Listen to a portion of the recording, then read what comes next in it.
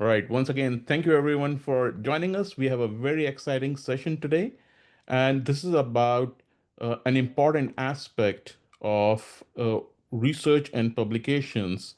And we have some great speakers related to this work on some of the guidelines that were recently published for AI in healthcare research work. So, for those who are joining us for the first time, BrainX community was started around 7 years ago with the idea that we need to build a machine learning in healthcare or a AI in healthcare platform for good. We have had 7+ very successful years. The community has grown to be 7,000 plus members strong. We have a very active LinkedIn group where we share a lot of scientific work. So please join us over there too. Our repository, which I'll share some of the excerpts in a moment, is brainxai.org or brainxcommunity.com. And then we do these monthly live sessions over here where we present some of the scientific work or some of the development work that has been done by others related to AI and healthcare. So please subscribe us, join us so that you can stay tuned with the latest. So this is our platform, our website. You can go over there. You will find a whole host of information over there. This is the Connect segment where we provide information about the different sessions that are upcoming so that you can learn, and also the prior sessions which are hosted on our YouTube channel with the name BrainX Community. So you can subscribe to our YouTube channel, and even if you miss this, you can go and you can watch the recording that is available over there. As I mentioned, please join our LinkedIn group with the name BrainX Community.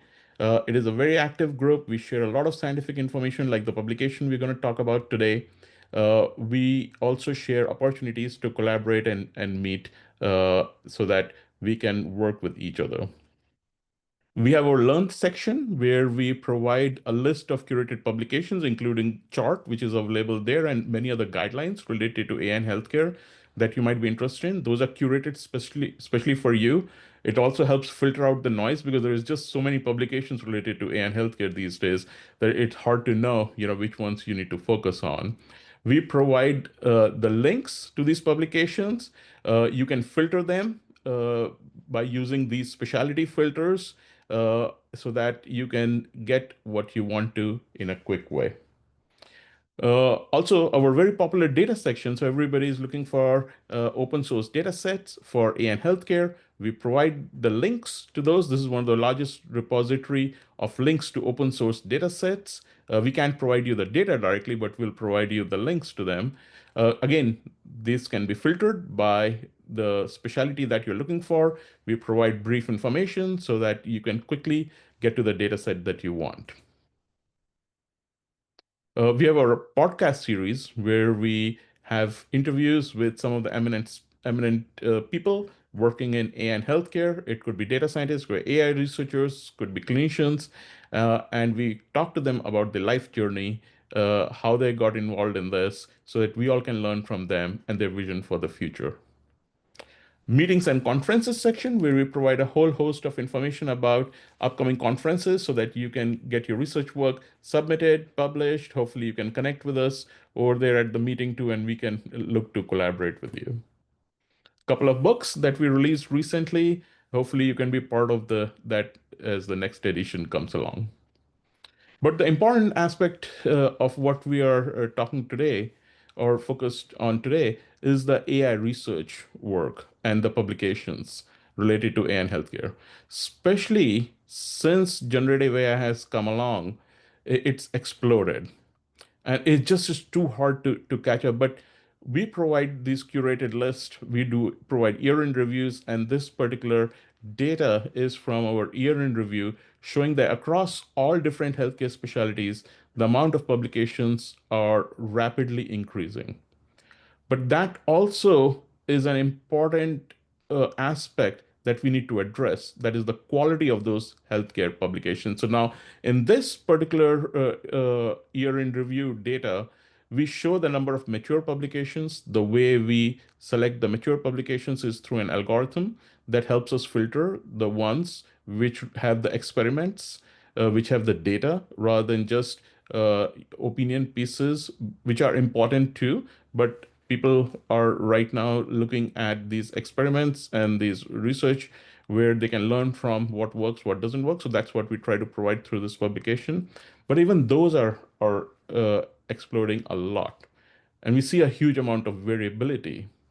And that's why these guidelines, I believe, are important, so that they are providing high quality of information, high quality of research work.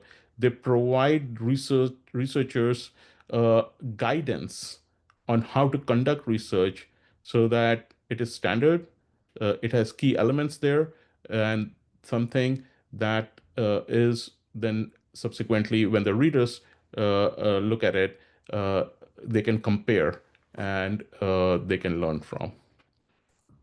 So based on that, the chart guidelines, which is the reporting guidelines for chatbot health advice studies, came out earlier, a few months ago. It was the work led by many from across the world, which is the Charge Collaborative. But of course, today we have Bright and Giovanni joining us, and they will be talking about the work related to this. And then we will have some time for Q&A and for discussion too. So with that, I'm going to invite Bright and Giovanni to take it from here.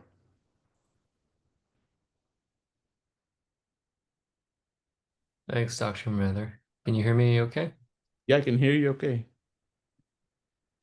Okay. Hey, everyone. Thanks for signing on. My name is Bright. I'm a GenSurg resident at McMaster University. I just started a postgraduate degree uh, in mostly surgical guidelines, but also turning towards some AI focus as well. And I actually completed a lot of this work during residency somehow. Let me share just a portion of my screen. Okay. This will be pretty short. Dr. Cacciamani is just running late in traffic right now, but he's going to join us shortly. So the Chatbot Assessment Reporting Tool, or CHART, is the reporting guideline that we co-published in many journals, but I'll give you sort of a background first. I have no relevant disclosures. This is one of my supervisors, Dr. Gordon Guy at McMaster. He's known as the father of evidence-based medicine after he coined the term. This was his mentor, Dr. David Sackett. The basis, I think, of a lot of this interest, at least from a physician's standpoint, a clinician standpoint, perhaps a health research standpoint, is at the root of evidence-based medicine. And that's why I wanted to frame the discussion today in this context. We're used to this 6S pyramid of evidence where you have systematic reviews at the top, trials, randomized controlled trials, cohort studies, blah, blah, blah, blah. There's an arrow here pointing toward validity. Another word is sort of the risk of bias as you go up. And then there have been changes to this pyramid. For instance, this is, I think, an excerpt from a perhaps BMJ article where they said, really systematic reviews and meta-analyses should not be at the top. They should not be at the top of this pyramid in terms of study designs that should guide our clinical decision making. That's sort of the whole point of this pyramid is what can I trust for practice changing literature. And then there are different versions of this pyramid as well. This version puts studies at the bottom. So it would group everything from before in the bottom of the pyramid. Then there are synopses of single studies, brief summaries. Syntheses or systematic reviews again come up above studies. There's then synopses of systematic reviews, summaries of systematic reviews.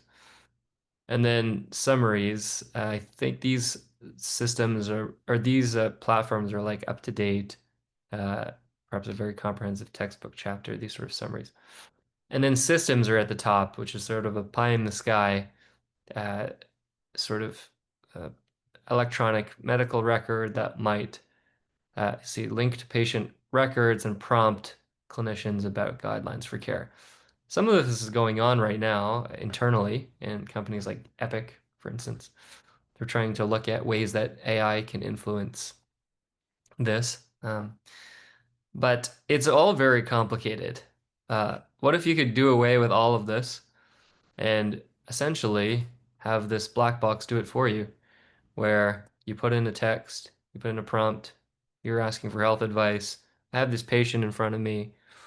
They're this age, they have this many pack years. Should I screen them for lung cancer? This patient has diverticulitis. They have these comorbidities.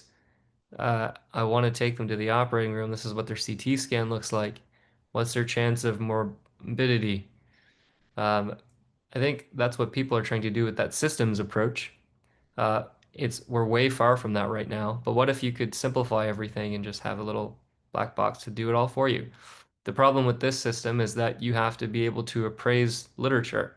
And although a lot of us think we're good at it, I think probably we may be surprised sometimes at how much we miss when we try to appraise the literature and compare studies. So this sort of black box approach is what a lot of people have been interested in since ChatGPT was released. And that, of course, is what people have tried to use as this black box. ChatGPT was released in 2022 or so. We've completed a lot of studies with this approach, generating patient cases and feeding it into large language models, not just ChatGPT. Seeing, for instance, this one is for colorectal cancer screening, for GERD as well, providing advice toward or against taking a patient to the OR. Um, And we're not the only ones. There have been tons and tons and tons of publications. These screenshots are old from when I first presented chart locally. And there have been countless more studies applying this approach of asking large language models or large language models linked with chatbots health advice. Um, And if you look at the methods, I don't know how this might be really small on your screen, but you can appreciate just by the bulk of the text in this method section versus this method section, how different people report their methodology. Some people put a few lines, some people put a lot. And the study design of these of the, the research that people were conducting didn't really correlate with existing reporting guidelines for randomized trials, for prospective cohort studies. Nobody was being followed over time. People weren't being randomized. People were simply querying these chatbots and then reporting the results. So, and yeah, so these are sort of so we published a correspondence article in Nature Medicine in 2023 saying this is a gap. We need reporting standards for these sort of articles. Um, and it was really well received. And then we went on to publish our protocol on the BMJ. I'm seeing some comments in the chat. Do you prefer I go through them or No, we'll okay. we'll take them at the end, right? No worries. I'll moderate them at the end. Okay. So yeah, we published these two articles and then we outlined in our protocol what our plan was, which was ambitious, but it was to do this review of the literature to identify these studies. We have since called them chatbot health advice studies, CHA studies, where people query these large language modeling chatbots for health advice or evidence summaries. And we wanted to identify all the different ways people report those methods because obviously it conflates the ability of yourself as a reader when you're reading those studies with their inconsistent methods. You don't really know exactly what they did. So it's hard to really judge how good one single model is versus another. So we did a review. We published, oh, I didn't include that, but we published that review in JAMA Open. And then we ran a Delphi consensus with 531 stakeholders across the globe, um, different disciplines, computer science. Um, we had journal editors, we had epidemiologists, we had health research methodologists, we had patient partners, we had ethicists, many different stakeholder groups. And we posed to them a list. If you were to have a reporting checklist for these studies, what do you think we would need in it? And people voted. Yes, I agree. No, I disagree. And they add things. We ran 2 rounds of that and then ran these synchronous panel consensus meetings online on Zoom. And we had a great turnout of about 50 stakeholders across, I think it was 3 different meetings.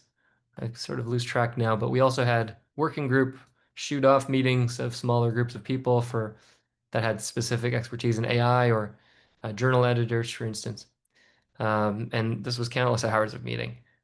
After that, after that, we generated a reporting checklist and flow diagram, and then we pilot tested it among target users. And then finally, we disseminated for publication. And this was what we ended up with the chart checklist and the flow diagram.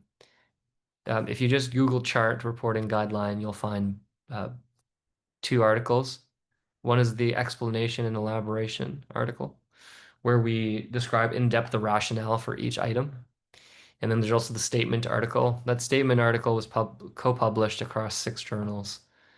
Um, oh, I didn't realize I had animations on this. But overall we published across 7 journals. The E&E was in the BMJ, and then the statement article was co-published across these other 6. And then of course we had invited pieces that we're still trying to get through. We're under peer review at Nature for an invited piece. We published the one in Lancet Digital Health. I believe, if I recall correctly, I submitted this to IJS, and then we have one that I just need to get around to submitting to the JCE. I think these pieces actually set us up nicely for the discussion, but it's sort of where do we go from here in different ways. So our comment piece in the Lancet Digital Health talks about the role of chart and where these CHA studies are going in terms of clinical validation. The Nature piece provides an overview of these reporting guidelines for generative AI, because of course now large language models for some people are old news. There are other types of generative AI. And the IJS piece, to be honest, I sort of forget what that one is about, but we sort of frame it in that context of where are things going. And then JCE, we talk about a clinical validation in more depth. But I think I think probably there will be questions about that. If Dr. Cacciamani is on now, he could say a few words about his initiative, which is Kangaroo. Is Cacciamani on yet? Yeah, I do see Yes. him here. Yes, I am here. Sorry for the delay. Traffic in LA is terrible. It's something that not even AI can predict. Let's put it this way. Thank you so much for the kind invitation. Just want to congratulate again Bright Dr. Guyat for the excellent job in putting together something that we really believe is important. In science, nothing has been done like without any kind of methodology. We know that science is method. Scholarly publishing is methodology, and the thing that the initiative that Bright, Dr. Guyat, and the entire team we put together, under the I would say pivotal guidance of Gary Collins from the Equator Network. I see that here is as a perfect and important mandate providing guidelines and recommendation on how information in a scholarly article should be reported. Because the more we follow the rules, the more the findings can be, I would say, replicated, and you can make sure that all the important information are reported. So, our team, together with Bright, etc., we put together probably the largest systematic review and meta-analysis looking at the performance, for example, of chatbots in replying to medical questions. We included almost 200,000 medical questions from 32 medical specialties, and the results are stunning. I mean, these technology, generative AI in general, but large language models in general, are able to reply correctly, almost 80% of the time, more than 80% of the time correctly to medical questions. And as physicians, and we have to not be scared about this kind of technology, because again, this technology could be a perfect ally for helping us in reducing the workload while keeping the workflow improving the performance. As physician, knowing that, for example, we can ask to a chatbot that is, for example, empowered with the most recent guidelines, some suggestion on how, for example, to deal with a given patient or a given disease. That it is extremely important.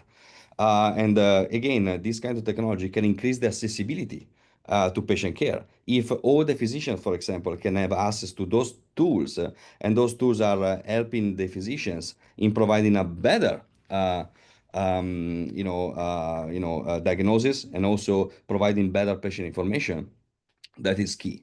So, and studies like the ones that was this one that was led by Bright and the entire team is actually pivotal because again, we can write studies, but then if we're not following the rules, how we can take the information provided in the study seriously? Now, having a clear guidelines of that is pivotal, and this is one of the the initiatives that are really remarkable. To this end, our team is now working together with editors in chief, for example, of Nature, of Lancet, JAMA, in providing guidelines on what can be done, or I would say what is allowed to do when it comes to the usage of generative AI in scholarly publishing. Look at, for example, what happened in the 90s. In the 90s, we have been invaded by fake, the plug of the fake pictures.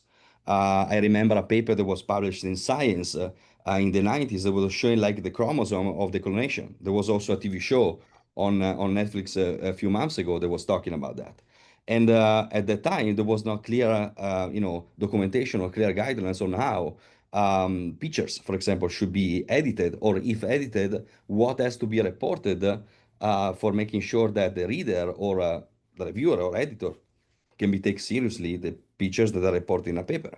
So in the same way, generative AI is the same. Generative AI is an excellent tool, but has to be used properly. So therefore, we established this team, and the name is under the Kangaroo. Kangaroo stands for ChatGPT Generative AI Large Language Model for Accountable and Ethical Use. And right now, we are creating the first set of guidelines that are coming from the ground, from the community. We have already 13,000 researchers from 236 different scholar areas. And we are now working also with the editors in chief of the main journals. Plus now our team, and I have to acknowledge the excellent job that the 7 fellows that are working with me are doing right now. We are collecting 36,000 emails from each of the editor-in-chief of any journal in any scholar article, for any scholar article, for making sure that we are creating the real guidelines that can be commonly and extensively used across specialty in all the journals. Yeah, thank you. No, that sounds very, very exciting. And again, I want to go back to this important question, especially because these large language models, the generative AI, is evolving so rapidly, and people are very excited about this. They are trialing them out for a lot of different purposes across a lot of different healthcare specialties and healthcare tasks. We have had prior sessions and events on this too, so you could look the videos up on our YouTube channel about that.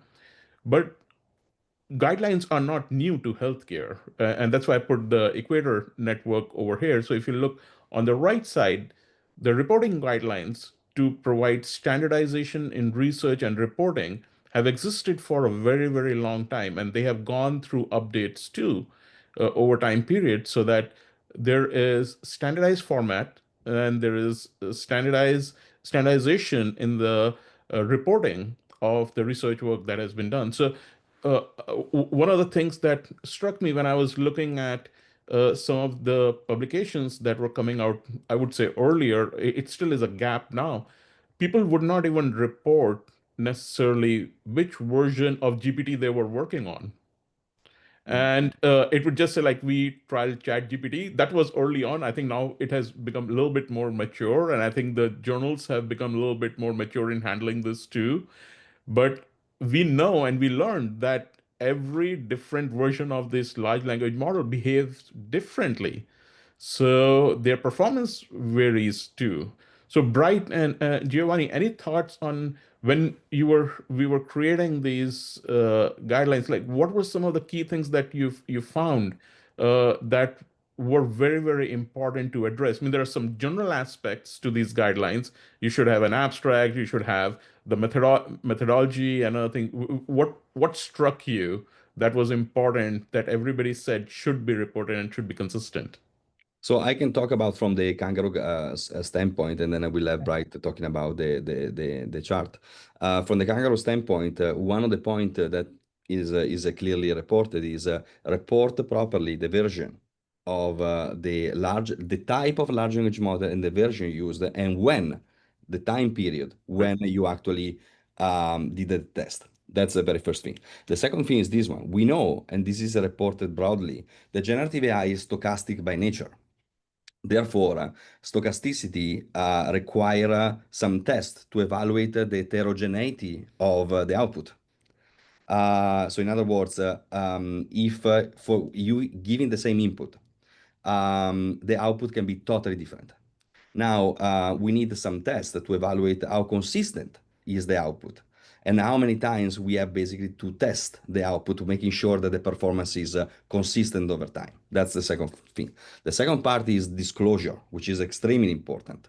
We know that generative AI is used, and we can see that I'm one of the associate editor, for example, of several journals, such as, for example, the Journal of Virology, and I was talking to the editor-in-chief a few weeks ago, and he was mentioning about the fact that after the explosion of ChatGPT, he is receiving an impressive amount of letters to the editors. And terms like delve, bridge, or something else exploded in a way that we know for sure that there are people that are literally uploading the manuscript and asking the ChatGPT to write a letter to the editor, which actually is not only not ethical, but is not making a favor to anyone. So disclosure of the use of this technology is very important. And the disclosing of the use of this technology and who is taking full responsibility is also important as well. Bright, you want to make some comments from the chart point of view? Yeah, I'm just trying to put a message in the chat here because I think I can. Oh no, I don't think you can screenshot. Basically, I was trying to feed in. I don't know if Dr. Mather, you can figure out how to feed in the flow diagram, but I thought it was a nice visual representation of some of the major things for the types of studies that are addressed by chart. Do you want to share the screen? You could just share the screen. Okay, yeah, sure. Oh, so here's the flow diagram for chart. You can find it in the appendix of any of the statement articles that we published across those 6 journals, and I think also the E&E. I filled it in here for a study, sort of like a separate study, so it's actually maybe a nice little example where you may be comparing 5 models. So we have identified the models, the version number, as Dr. Cacciamani was alluding to, and some details for chart are related to the models themselves. If they're a base model, like a commercial model like ChatGPT, if it's a new base model, that's important for readers because they need to know uh, how the how the model was developed. If it's ChatGPT, you can just go online and look at their documentation. If it's a new model, they probably have to include a little bit more detail, or whether it was an existing model that was tuned or fine-tuned. And then also this concept of open source and closed source. Basically, whether, correct me if I'm wrong, Dr. Mather, Dr. Cacciamani, but whether the sort of model architecture, the training data, those details are uh, available publicly or not. I'm sure it's more complex than that. A computer scientist would probably shoot me for simplifying it like that. And then prompt engineering is another important phase. So these are sort of the major buckets that we've tried to capture in this flow diagram. how you've gone through and done your prompt engineering, what the background is of the people that did the prompt engineering. Uh, I have a maybe another example maybe I could show later, but you can describe in some detail your approach to this. And you know, some people will not report this at all. And in our review, I forget what the exact figure was, but something in the ballpark of like 30% or more did not report any, or maybe even more, did not report any sort of instance of prompt engineering. But if you just play around with ChatGPT or Google Gemini, you can tell that the way you phrase it really influences the output. So that's very important. Where Bright, just want to make a comment on this. So the prompting, as Bright was mentioning, is extremely important because again, the input is going to influence dramatically the output, and we know that. So now there are two different ways, for example, for evaluating and for making sure that the output is consistent. One of these is trying to create a closed systems where the what the user has to do is just uploading, for example, a document, and the prompt is in the backend, and the prompt will be always the same. So therefore, because the prompt is always the same, is not modified by the user. But what is modified by the user is, for example, the input of the documentation.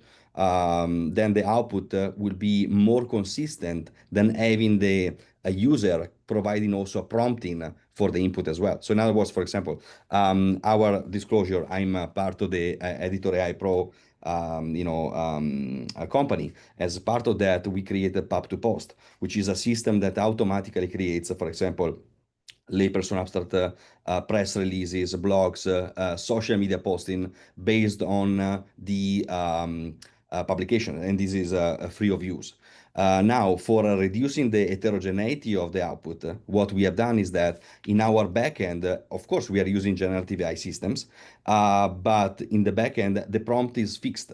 So what is changing is just only the input of the information that the user want to be translated into a media content, like type of articles, etc. Therefore, the output will be consistent and the performance will be always at the maximum level as possible. nice. So that's like a new thing that you're working on, Dr. Cacciamani, or that people are doing. I mean, that is the magic of having Italian espresso in the US. Yeah. Okay. So yeah, the next thing we talk about after prompt engineering and chart is the query strategy. The date of the query is very important. It also helps you identify the model to some degree. The number of chat sessions, whether you open a fresh chat window or close the chat window, and or whether you open a new chat window for each query, for each input, or if you just use the same chat session because the model can learn. And the location and the language as well. All of these are very important. And then Dr. Guyot's biggest, uh, I think, point is performance evaluation. We found that either people didn't describe how they evaluated the models, or they used more subjective means. A very common one, which sometimes is necessary depending on whether or not relevant literature exists, but a very common one would be having a group of quote unquote experts. But of course, it's anecdotal as opposed to having a ground truth of like a clinical practice guideline that's high quality. And there are many examples in between. So how you do the performance evaluation. And then to your point, Dr. Mather, about the reproducibility of the responses, um, whether or not folks are repeating their queries. So those are probably the most prominent examples that we had. And yeah, see, that's another example there. And I guess it's important to also clarify the difference between Kangaroo and Chart, where Chart is interested in studies that are summarizing evidence and providing health advice. So you'd be asking a model to, if should they like how would you diagnose this patient with these symptoms, or it could be treatment related or prognosis, etc., health prevention. Dr. Cacciamani, I believe Kangaroo is using these models for writing, right? Scientific writing. And it's not just in medicine, it's beyond.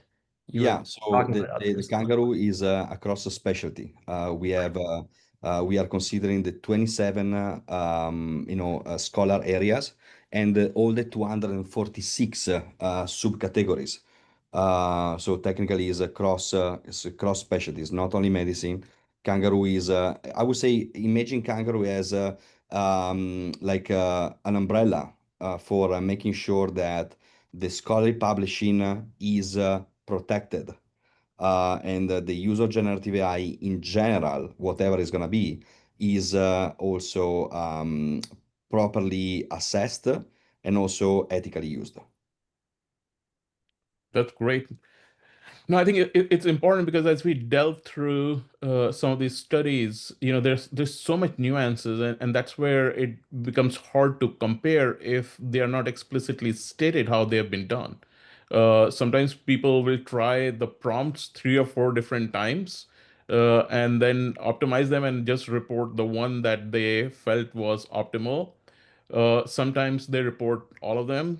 So we did need some standardization for that. And the point about the evaluation parameters, we just finished another systematic review on this, which should be coming out shortly, where similar to the prior ones, we have found that there's just so much variability. The prior ones have demonstrated that most of people are looking at accuracy, but then they are not looking at other aspects of the output. So we do need to report all these so that these studies can be compared, and then from there we can decide, what's acceptable and what's implementable to us. So thank you, Bright and Giovanni, for walking us through this. I do see a question in the chat. Pirush, just one comment about what you Yeah, just said. yeah. Is true that accuracy is not the only measure. First, for example, especially for generative AI, one of the other points to be also included always is the completeness of the information, which is very important. And those systems are excellent for summarizing, but they don't know what has to be summarized, and that's the point. And this is one of the things. The second thing is how to evaluate the accuracy and who is evaluating the accuracy and how this people is also evaluating the accuracy. So, test the Likert scale. Of course, we know that they are, inclined to subjectivity, but also we can have like some other systems that can see, can evaluate basically to reduce the subjectiveness of the Likert scale in a way that can be more comprehensive and more objective to be measured. Yeah, so our paper on this just got accepted. So that Okay. should be coming out soon, hopefully, and we'll have a session on that. But what I put in the chat over here for everyone is a session that we did at the beginning of the year. A few different publications, including one that our research lab did, which talk about all this. So if anybody is interested to learn more, please go to BrainX Community's YouTube channel. You can see it. I think it was the January session, January 2025 session, where we had delved into this. It's evaluating LLMs in healthcare was the topic. But again, that's evolving very, very rapidly. Just going back to the question that was there in the chat, that how do you foresee regulatory approval of chatbots, and what effect agents like to pose, especially in terms of chatbot evaluation? So I think we're talking about guidelines, and I think these guidelines are important because if you have standardized reporting, then they do influence how the regulatory approvals go. So any thoughts on that?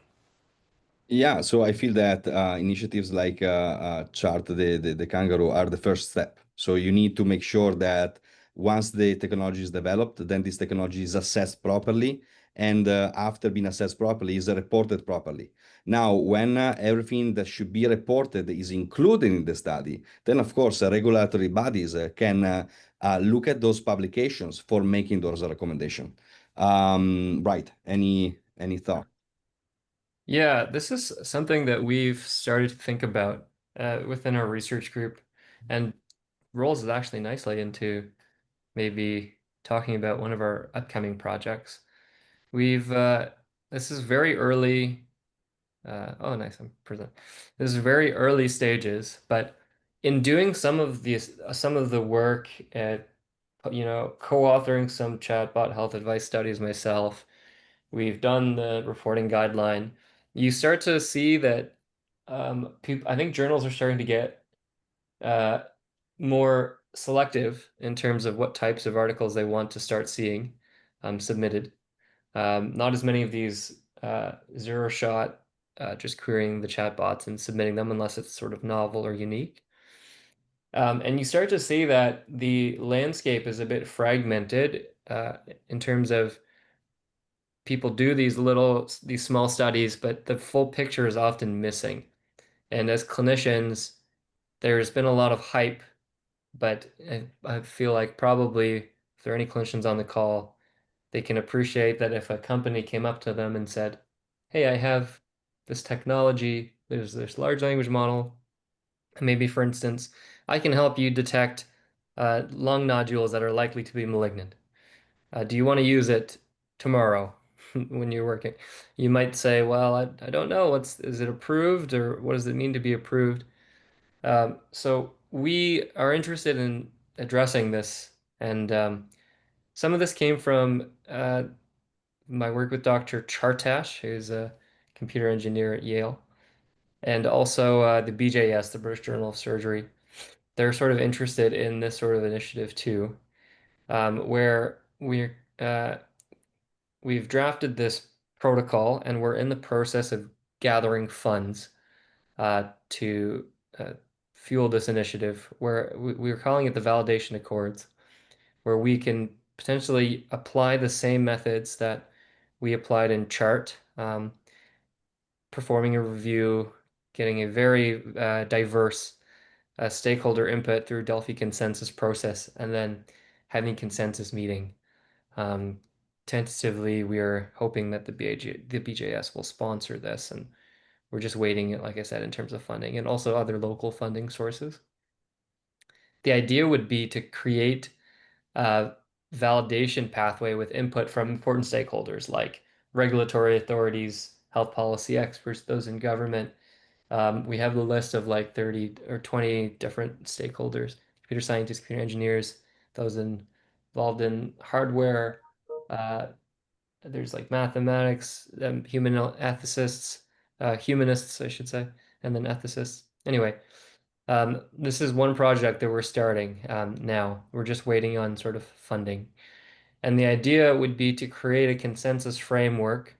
My understanding is currently that, and this may be flawed and it could also be outdated, even if accurate, but previously AI was being approved through this software as a medical device model in the US.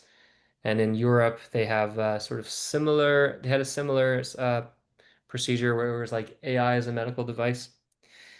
And so I think since the advent of generative AI, uh, these regulatory bodies, governments are reassess, like sort of reevaluating how to regulate these technologies. Because again, my primitive understanding, reading the literature, is that a key difference is obviously generative AI creates new data. Um, it's often accurate, as Dr. Cacciamani was alluding to, but sometimes it hallucinates. And not just large language models, but other types like for instance, large multimodal models. There's countless others that, of course, I'm not necessarily an expert in. There are other people, maybe even on the call, that could explain them better. But that's the idea, is to create this consensus framework in this context where I think a lot of regulatory bodies are reassessing things themselves and figuring out what they should do. So we would create a validation pathway. What I'm envisioning is sort of a multi-step process to make it very explicitly clear. If you Google software as a medical device, you'll find like sort of diagrams like that. Whether we keep the same diagram or, I mean, likely we'll modify it or whatever. Do you need a different flow pathway for different use cases? That remains to be seen. Those are all questions we need to address, but I think regulation is where it's heading. I think a lot of clinicians, researchers are interested in the bigger picture now. And okay, we have this technology. How can we uh, be sure that they're trustworthy or safe for use in healthcare? Yeah, I do see a comment in the chat too that another key issue with regulatory piece is the intended use, and I think that's an important part of that too. But I think one of the aspects that we got right was not to have the guidelines just be for large language models, because as you correctly pointed out, the models have evolved since we started this project, right? Like we were looking at just large language models. Now there are all these multimodal models, and these guidelines need to be broad. And I'm glad we did that when we drafted this. So it talks about generative AI and all kinds of generative AI rather than and some of these are very challenging to interpret and evaluate, because now you have certain studies which are based on audio generation or interpretation of audio sometimes. There are video ones now or image based ones now, and it's very difficult to sometimes even assess them. So I think it's a very rapidly evolving landscape.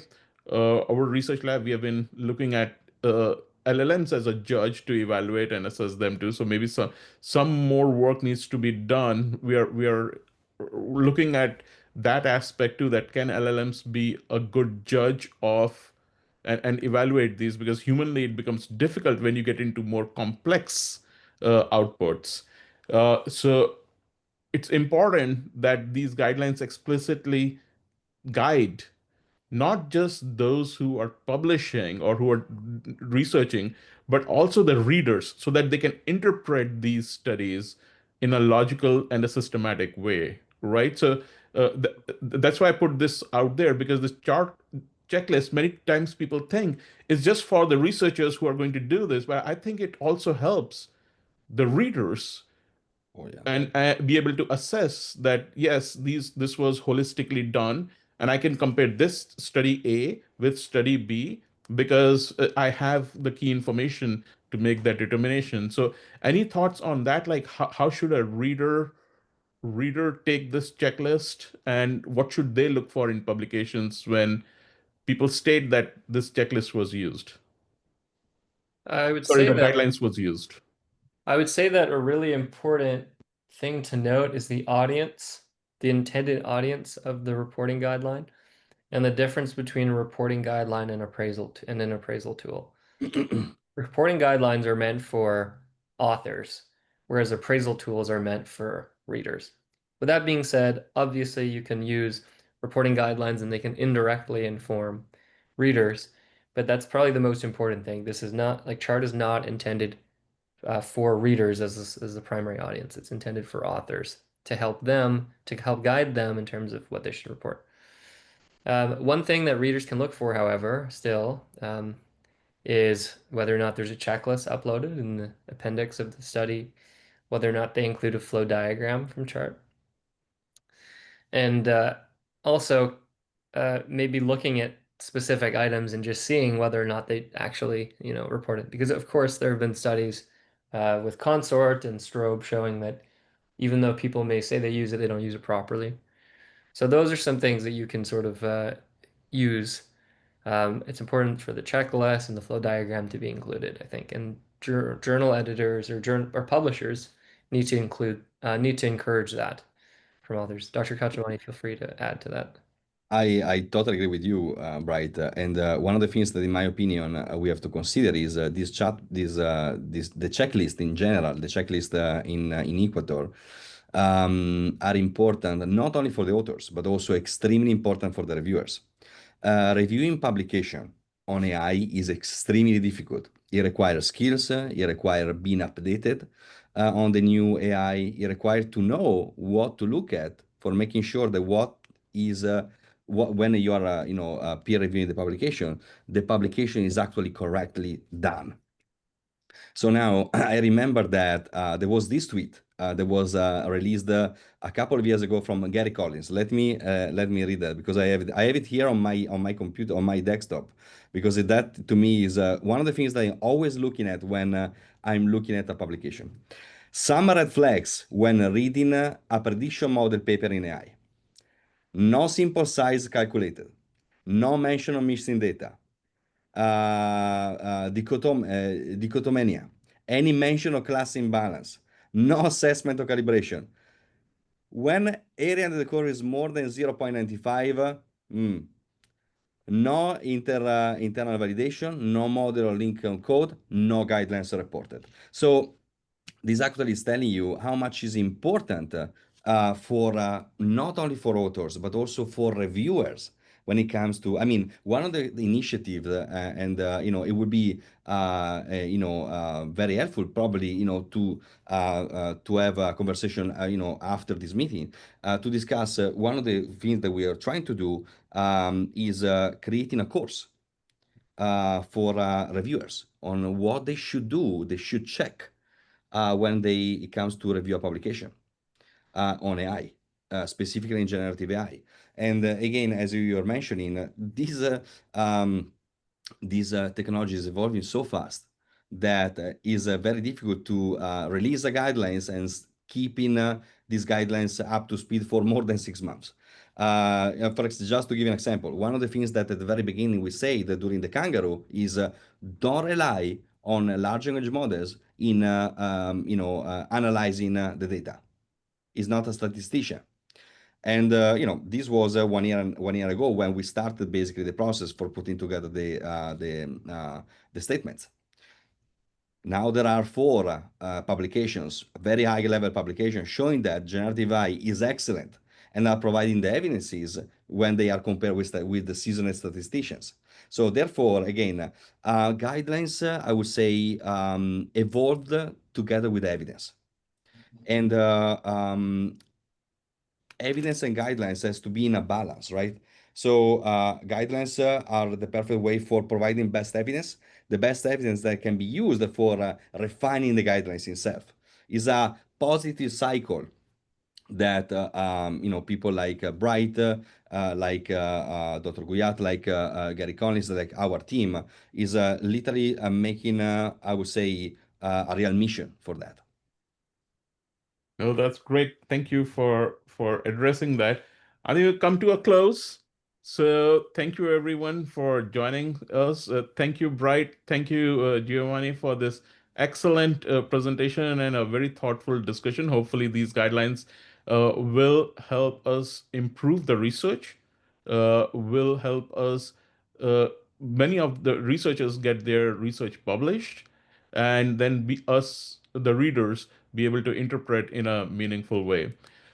Please follow BrainX community. There are multiple ways to join us. Join us through the website, join our LinkedIn group. As I mentioned, we have our YouTube channel where we'll be posting this, and look forward to having you on the next one on October 2, which will be on Fire integration, or the Fire standard integration for generative AI.